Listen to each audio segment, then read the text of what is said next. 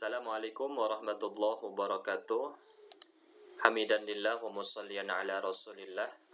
Sahabat Firma yang dirahmati Allah subhanahu wa ta'ala, insyaallah kita akan melanjutkan pembahasan tentang kepemimpinan bagi anak muda di part yang ketiga. Tapi sebelumnya, bagi sahabat yang baru bergabung di channel Firma_Bandung, khususnya di playlist tentang kepemimpinan bagi anak muda atau Leadership for Young, silahkan bisa menyimak video yang pertama dan yang kedua sebelum melanjutkan ke pembahasan yang ketiga ini. Baik, poin yang akan kita bahas di bagian yang ketiga itu adalah dari mana pemimpin lahir. Kita tahu di pertemuan yang kedua tentang urgensi seorang pemimpin, karena pemimpin itu adalah orang yang punya pendirian, punya cita-cita besar, dan sanggup untuk mengatur, mengelola, kemudian banyak hal lah yang berkaitan dengan riayah atau pengurusan bagi orang yang berada di bawahnya. Nah, lantas dari mana pemimpin itu lahir? Yang pertama, bisa dari DNA keluarganya.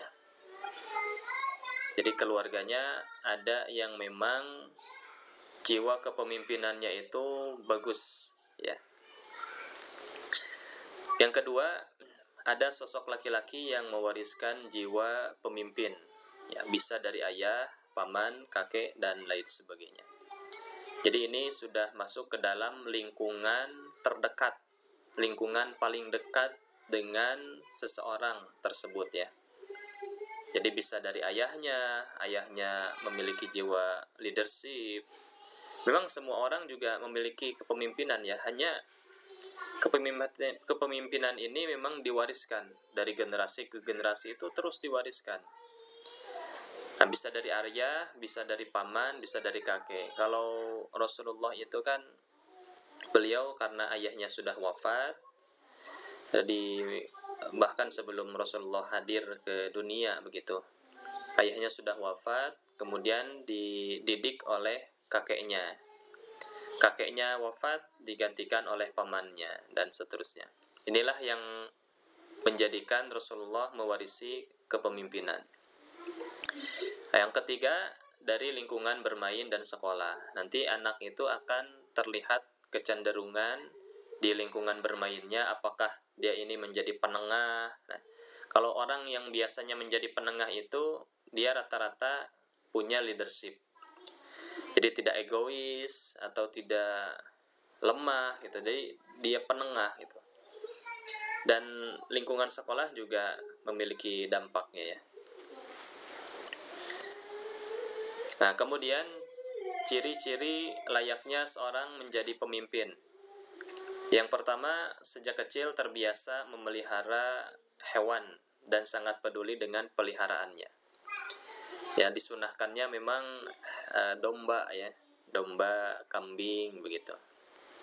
Hanya karena keterbatasan dari lahan, kita ya maksimalkan saja. Misalkan kita memelihara ikan atau memelihara burung, ya, dan hewan-hewan lain yang itu bisa kita pelihara. Dan saat kita memeliharanya memang kita bisa merawatnya sampai dia besar, sampai dia tumbuh sesuai dengan tahap perkembangan dari hewan tersebut. Tapi jangan terusan sampai dewasa terus aja ngurusin hewan, enggak kayak gitu.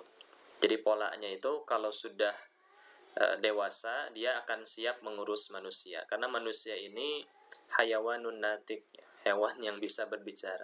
Jadi manusia ini banyak sekali tantangannya saat dikelola, ya, karena memiliki akal. Kemudian jujur, amanah, dan taat. Ini ciri-ciri layak menjadi seorang pemimpin. Dari kecilnya jujur, kemudian amanah, kemudian taat, ya, ini layak jadi pemimpin. Kemudian terbiasa bergaul dengan siapapun, tidak memilih-milih, baik dengan yang tua, dengan yang muda, dengan yang sebayanya, tidak memilih-milih. Ini rata-rata seorang pemimpin itu seperti ini. Kemudian punya cita-cita besar. Jadi tidak terpaku pada sesuatu yang remeh-temeh. Dia memiliki cita-cita besar.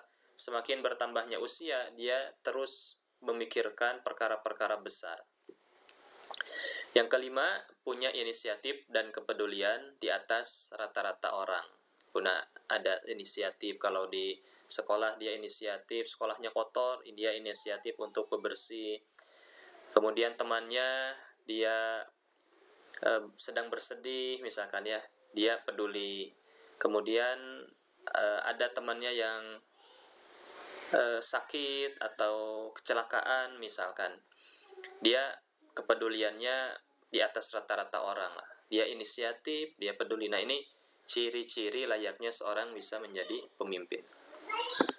Nah, sahabat firman yang dirahmati Allah Subhanahu wa taala, kesimpulannya adalah pemimpin tidak lahir dari pelatihan leadership yang berdurasi hanya 2-3 jam saja, nggak bisa. Melainkan lahir dari didikan semasa kecilnya. Jadi memang masa kecil itu masa persiapan seorang pemimpin, dia akan sanggup untuk mendidik atau mengayomi teman-temannya atau mengayomi siapapun yang berada di bawahnya. Nah, pemimpin hebat diangkat bukan karena harta dan popularitasnya. Karena zaman sekarang, di masa kita sekarang, pemimpin itu yang penting kaya, ya. Kemudian ada popularitasnya kayak artis, lalu ditunjuk jadi pemimpin. Padahal dari kapasitas konsep leadership, kemudian juga ketahanan dalam mentalnya juga ya mungkin banyak hal yang minusnya gitu. Tapi karena ada harta, ada popularitas, maka dia ditunjuk. Nah, justru pemimpin hebat itu lahir dan diangkat atas ide besar penyelesaian masalah keumatan. Jadi kalau di negeri kita sedang krisis ekonomi misalkan, maka pemimpin besar ini akan berusaha untuk mengajak dirinya dan orang lain mampu menyelesaikan permasalahan berkaitan dengan ekonomi. Misalkan di Indonesia yang mayoritas muslim terbesar itu hampir setengah lebih ya, bahkan hampir 70% orang Indonesia ini buta aksara Al-Quran. Nah, maka dia berusaha untuk mencari solusi terkait dengan permasalahan tersebut. Nih orang besar nih, pemimpin hebat tuh kayak gitu. Kemudian karena ciri khas pemimpin adalah kepeduliannya, dimanapun dia berada, dia akan selalu menebar manfaat untuk orang lain dan juga membawa orang lain menuju perubahan. Inilah kesimpulan yang bisa Piki sampaikan di pembahasan mengenai leadership. Nah, bagi sahabat yang memang merasa ya bahwa dirinya ini memiliki ciri-ciri dari kepemimpinan ya seperti yang tadi. Nah, yang ini kita bisa sharing lebih mendalam lagi ya. Silahkan bisa komen di sini atau cari tahu nomor WhatsApp Fikri, bisa nanti kita sharing bareng-bareng ya berkaitan dengan kepemimpinan lanjutannya. Insya Allah ini juga akan ada lanjutannya tentang bedah buku mengenai kepemimpinan, dan ditunggu saja sahabat semua untuk pembahasan di channel Firma_Bandung. Itu saja yang bisa disampaikan. Assalamualaikum warahmatullahi wabarakatuh.